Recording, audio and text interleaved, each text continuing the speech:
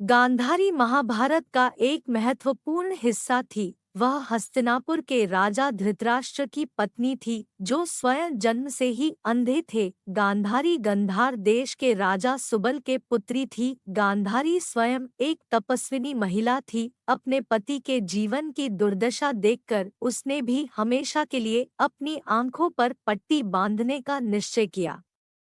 गांधारी ने अंतिम समय तक आंखों पर पट्टी बांधे रखने का निश्चय किया था, जिसका उसने कठोरता से पालन भी किया।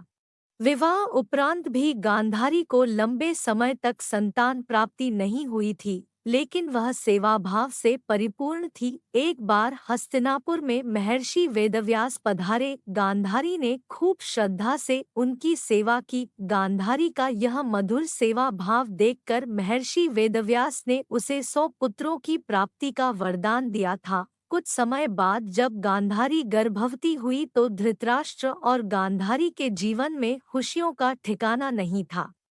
लेकिन 9 महीने बीत जाने के पश्चात भी उन्हें कोई संतान प्राप्ति नहीं हुई। ऐसा करते करते गांधारी के गर्भधारण को कुल 24 महीने बीत गए, लेकिन फिर भी उसे कोई संतान नहीं हुई। अंत में व्याकुल होकर और किसी रोग के भय से चिंतित होकर गांधारी ने अपने गर्भपात की योजना बनाई। जानकार वेदों को बुलाकर उन्होंने गर्भपात की तैयारी कर ली। महर्षि वेदव्यास को जब इस बारे में पता चला तो उन्होंने हस्तिनापुर की ओर प्रस्थान किया।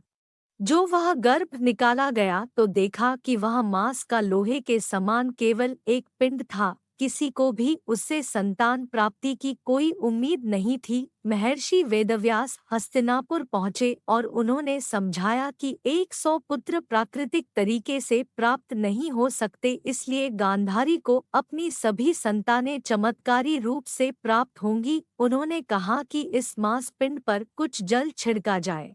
उनके आदेशानुसार उस पर महर्षि की दिव्य दृष्टि में जल छिड़का गया। उसके पश्चात उस मांस पिंड के 101 टुकड़े हो गए। महर्षि ने घी से भरे 101 बर्तन मंगवाए और सभी टुकड़े उनमें डाल देने का सुझाव दिया। इसके बाद ही उन सभी बर्तनों को ढक दिया गया। कहा जाता है कि वेदव्यास ने 2 वर्ष तक उन घी से भरे बर्तनों को एक एकांत स्थान पर रखवा दिया। 2 वर्ष के पश्चात ही सर्वप्रथम उस पात्र में से एक पुत्र की प्राप्ति हुई, जो कौरवों में सबसे बड़ा माना गया और उसका नाम दुर्योधन रखा गया।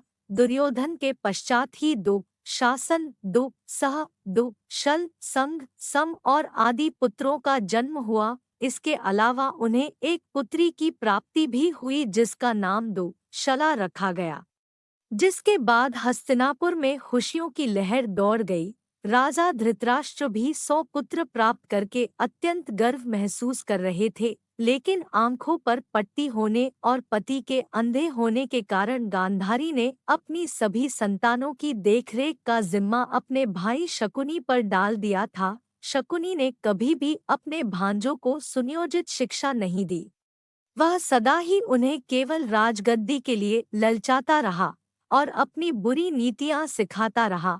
उसने हस्तिनापुर की राज परिवार के बीच में इतनी गहरी खाई खोद दी थी, जिसका अंजाम आखिर महाभारत था। 100 पुत्रों की माता होने के बावजूद भी महाभारत के युद्ध के पश्चात गांधारी एक भी पुत्र जीवित नहीं बचा। इसके अलावा गांधारी का दामाद जयद्रथ भी युद्ध में मारा गया था।